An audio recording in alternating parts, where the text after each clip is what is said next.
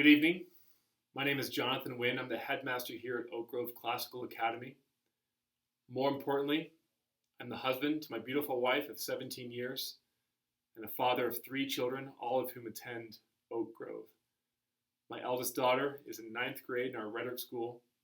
My second daughter is in 7th grade in our logic school. And my son is in 5th grade here in our grammar school. It's truly been a privilege and an honor to serve this wonderful community of learners and thinkers and servants. This evening, we would normally be having our annual Growing the Grove Gala event. But as we all know, circumstances have changed in this season of the COVID-19 pandemic. Thus, we are delivering for you a presentation through this video. And even though our context has changed and been disrupted temporarily, the mission and vision of who Oak Grove is and why we exist remains strong. And it's my privilege to share that with you tonight. So who are we? What are we all about here at Oak Grove? Well, let me begin with our vision statement. Our vision statement is what we hope for and plan for and pray for our students that they would embody as they walk out of these doors as they graduate as seniors. Our vision is that our students would learn for life and live for Christ. It's a high calling. So how do we accomplish that here at Oak Grove? Our mission statement is as follows. We strive to partner with parents in providing a Christ-centered classical education utilizing a university model. We seek to inspire our students to love learning, to face life's challenges, such as this one, with courage and character, and to apply God's truth in their future spheres of influence. So what does it mean to have a Christ-centered education? Let's start there. Well, in some Christian schools, what that means is a public school-like curriculum with Christian teachers and a Bible class. That's not what it means here at Oak Grove. If I could use the analogy of a pair of sunglasses. At Oak Grove, what we aim to cultivate in our students is that they would look and see every subject through the lens of a biblical worldview. That they would realize that God has his purposes for math, for science, for history, that he reveals certain attributes about himself through each of those subjects. And that as we engage and learn those subjects, not only do they reveal something about who God is, but through them we also can reflect his image and serve and bless our world as instruments of his love. We are very explicit about the unity in diversity of truth as it reflects who God is. And in fact, this is the root to the Latin meaning of the word university, uni veritas, meaning whole, the whole of truth coming together. And so it is our privilege, and we stand very confidently upon this pillar of our school, this distinctive. But don't just hear it from me. Why don't we take a moment and hear from some members of our community about what Christ-centered education looks like here at Oak Grove. And I like that Oak Grove is Christ-centered because you hear God's word constantly. One of the things that I really enjoy about this school is that the fundamental principles that they stand for, the Christ-centeredness, and their focus on being an example of Christ in the world and outside of school just helps reinforce what we hold dear at home. We get to hear about Jesus in all of our subjects. I get to learn about Jesus and I get to sing songs to him. I have learned how to defend my faith and share my faith with others. What I love about the Christ-centeredness is how much our teachers and staff care for all of the students. They care about how they do academically, but they also care about their hearts and their souls. They give our kids so much grace and love, and they point them toward Christ every day. I'd like to take a moment now to talk about what it means to have a classical education here at Oak Grove. As perhaps a response to the decreasing academic standards and expectations in our schools, combined with an increase in cynicism and apathy towards learning or towards even knowing what is right and how to live, classical education has seen a resurgence around the world today. Now, for some schools, they promote classical education as a means of attaining greater academic rigor and boosting critical thinking skills. Here at Oak Grove, we see those things as a side benefit of classical education, but certainly not the goal. For us, the goal of a classical education is nothing higher than the cultivation of wisdom and virtue by nourishing the soul and mind of the child through God's truth, beauty, and goodness, using the means of the liberal arts. In his book, The Abolition of Man, C.S. Lewis writes that education without values, as useful as it is, seems rather to make man a more clever devil. It's pretty harsh stuff. Now, if we look around us, though, we see plenty of evidence for that. We see brilliant rhetoricians, excellent artists, talented scientists with all the knowledge and all the skills in the world, but their focus is completely self-centered. It is to manipulate their environment, in some cases other people, for selfish means. And here at Oak Grove, we want to stay as far away from that as possible. Our end game is not an Ivy League bound narcissist who makes six figures and lives in luxury housing and can boast of his social status. Rather, we have our sights set higher. We have our sights set for eternity.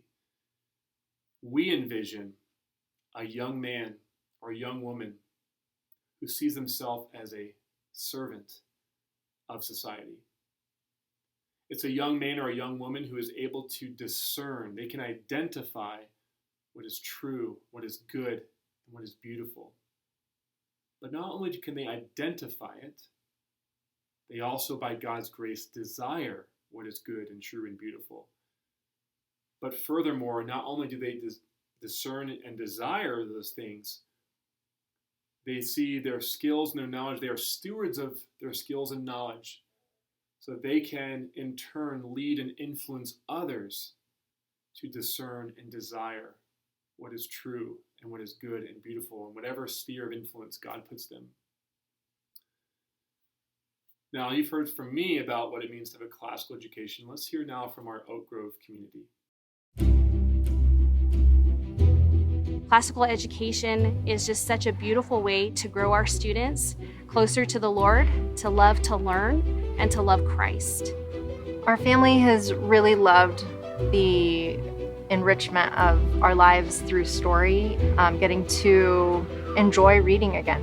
One of the things that I love about working at Oak Grove is the fact we ourselves teach students to delight in wonder, and we ourselves delight in wonder. And I like the classical education model because I get to read classic books from centuries back. I like the classical aspect because we get to study rhetoric using texts from Plato and Aristotle. It's really applicable. And I love teaching classical education because it allows the students to dig deeply into ideas that they normally wouldn't get a chance to, and I love every bit of my job. Let me share now with you about our third and probably most unique distinctive here at Oak Grove, and that is the university model.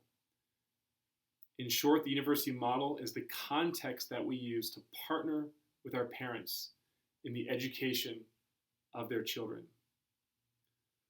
Whether they fully realized or not, we believe that parents are uniquely called and equipped to be the primary educators of their children. No one knows their son or daughter better than the parents. And it is our joy, our privilege to support parents as professional teachers, providing the curriculum and instruction, guidance on assessment, to train their children and to cultivate that wisdom and virtue in them. Let me share with you a testimony from one of our parents that I think uniquely not only illustrates the university model and what that looks like on the home front, but also brings together the classical and Christ-centered elements that I mentioned earlier. Our oldest daughter was attending the best school in Albuquerque, and yet we were not happy. Not only were we not happy with the school, but we were super busy, and as a mom, I felt like I never saw my daughter. She was at school all day, then she would come home. We would rush to get through homework, which was a fight since she just got done with school and didn't want to do homework. And then we would rush off to soccer practice or whatever evening event we had. I felt like I no longer knew who my kid was, since I only saw her for brief moments in the evenings and on the weekends. Then God opened the doors for us to come to Oak Grove. Our first year at Oak Grove, my daughter was in 3rd grade, and it was not an easy transition. However, right away I saw a difference in our relationship. The university model was so amazing for us because getting to spend Tuesdays and Thursdays with her at home allowed me to get to know her again, and it allowed us to have sweet time together to not only do school, but to pray and talk about God together. It was such a huge blessing for our family. Being Christ-centered allowed school time to be integrated with our faith instead of having to separate it, which is how it felt for her as a 2nd grader. As a mother and co-teacher, I love getting to be a part of her learning, and it has allowed me to see where she struggles and gives me a chance to help her grow in those areas. For example, one year when she was learning division in math, she was having a very difficult time, and I couldn't understand why, since she knew her multiplication facts fairly well. While working with her at home, I discovered she never mastered subtracting 3 digits in 2nd grade, which was making her division very difficult. We were able to take time to go back over that skill, and the division problems came much easier. However, as I mentioned above, it was not all wonderful times. Many home days in the beginning were difficult because my daughter was not used to doing school at home. It was a struggle to get her adjusted to having mom as a teacher and the dining room table as her desk. I knew that this school must be something special because the enemy was working hard to make it not enjoyable. However, I could see the fruit of it all, and we persevered through. Sending our children to Oak Grove has also been a great test of faith for my husband and I, as we truly do not have the finances to afford sending our children to a private school. We are basically a single income family.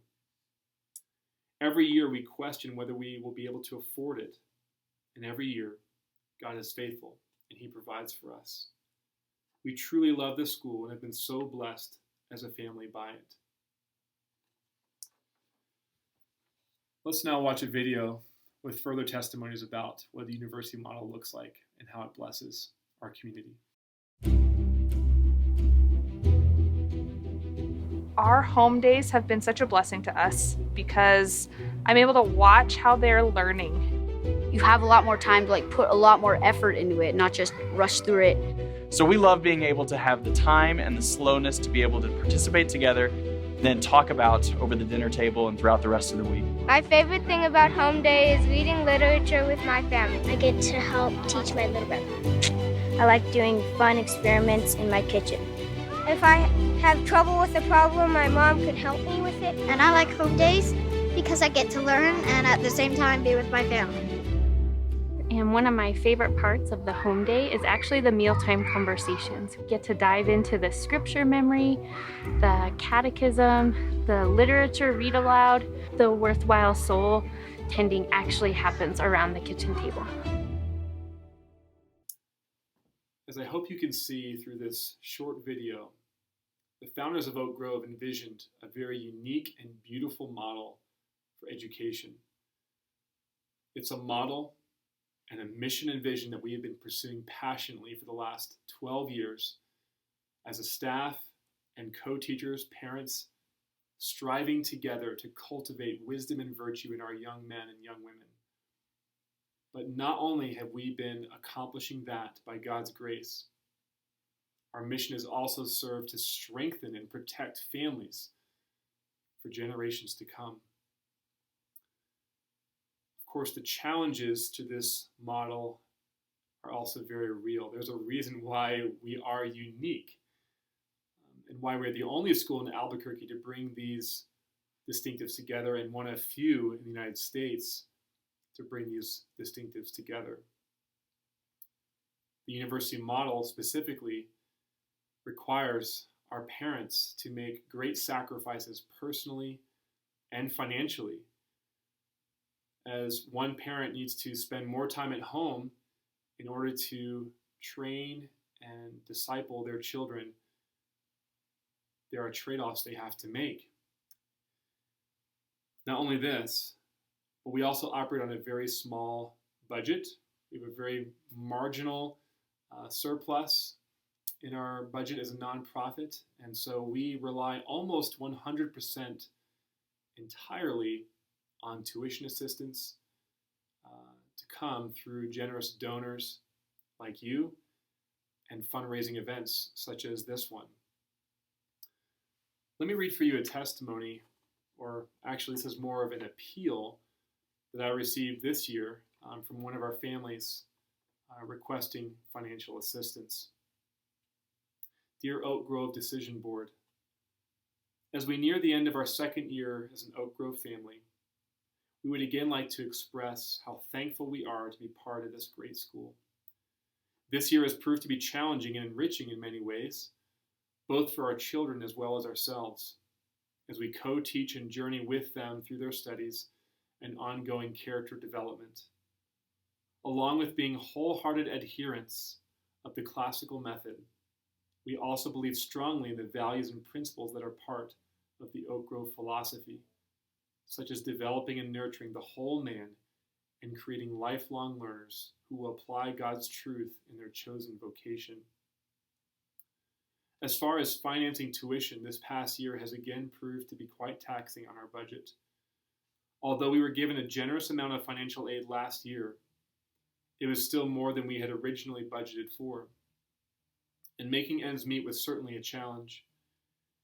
We again make cuts and sacrifices where we believe we should, and we have stayed in our small home with a smaller payment because we have wanted to be able to afford this education for our children. We are also trusting in the abundant provision of God and the generosity and discretion of the Decision Board. Thank you so much for prayerfully considering us for financial aid. I received several letters like this, and the Decision Board Committee receives these letters, and we review them. This is not unusual as a request. Other types of requests I hear from our families. We have families, as you can understand, we have some families that experience unexpected medical problems, health issues that require one of the spouses to not be able to work even part-time to supplement income. We have families even right now who are experiencing job loss as a result of the COVID-19 pandemic. We also have families that are in full-time ministry. We have several pastors' families, music ministers, and other church full-time church workers who send their children to our school. I believe over 100 churches are represented in our community, and many of them are from the pastors who lead those churches. And for some of these, they are sacrificing up to a third of their gross income to try to send their children to our school and get a Christ-centered education, make it possible to attend here. And so, as we always do, we are very confident and we love the beauty of the model of our school. We are also very realistic about the challenges that we face, and that is why we hold events such as the Growing the Grove gala that would have been held tonight and is being held through this video. This is a challenging time of adversity, we understand, financially and in other ways for many of our families and for many of you watching this video. But I also believe that although adversity brings pain and frustration and loss, it can also accomplish great beauty and service. For example, as a Christian school, we recognize that God used the greatest of all tragedies, the greatest injustice ever done to any human being the false arrest and accusations, the abuse and crucifixion of Jesus Christ on the cross. It was the greatest injustice ever done. But through that, God accomplished the greatest good. He accomplished the redemption of all of this universe, and for all those who put their trust in him. So we are hopeful as we remember Christ's example that though he was God, he became a man. He took the form of a servant. He was born to an average family in a backwater town, a family who was very poor, and yet his mission and his life embodied what it means to serve and to give generously. In fact, he was the ultimate example of generosity, that he gave up his very life as a sacrifice so that we might live, so that we might flourish. My prayer is that you would pause to consider how you might invest in what God is doing here at Oak Grove. The best of investments are the ones that pay dividends for years to come. What I am appealing to you and asking you to do is to consider making an investment that will not only impact people, children, and families for generations to come, but also will impact eternity. I can't think of a better, more wise, and blessed investment to make.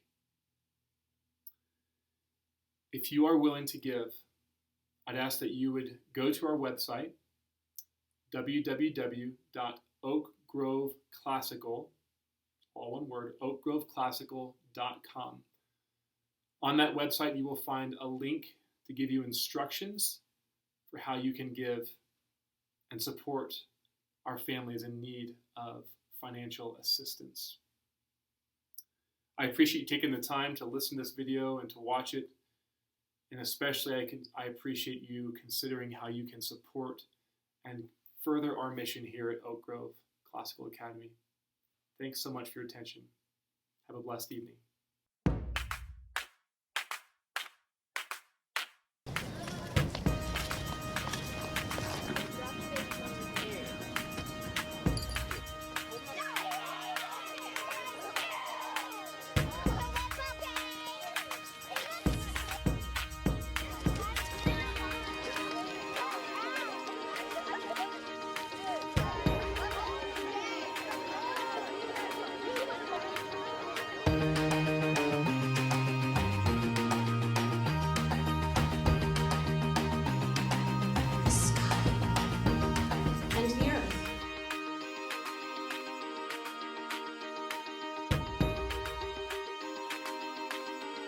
Imagination is a sort of incantation.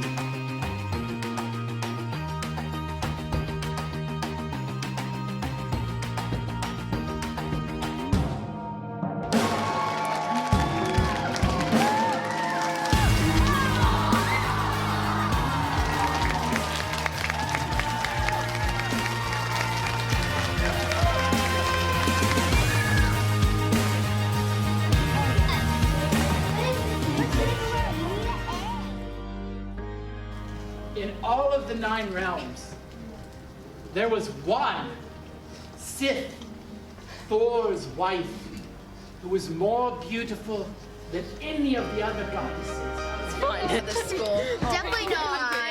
No. Okay.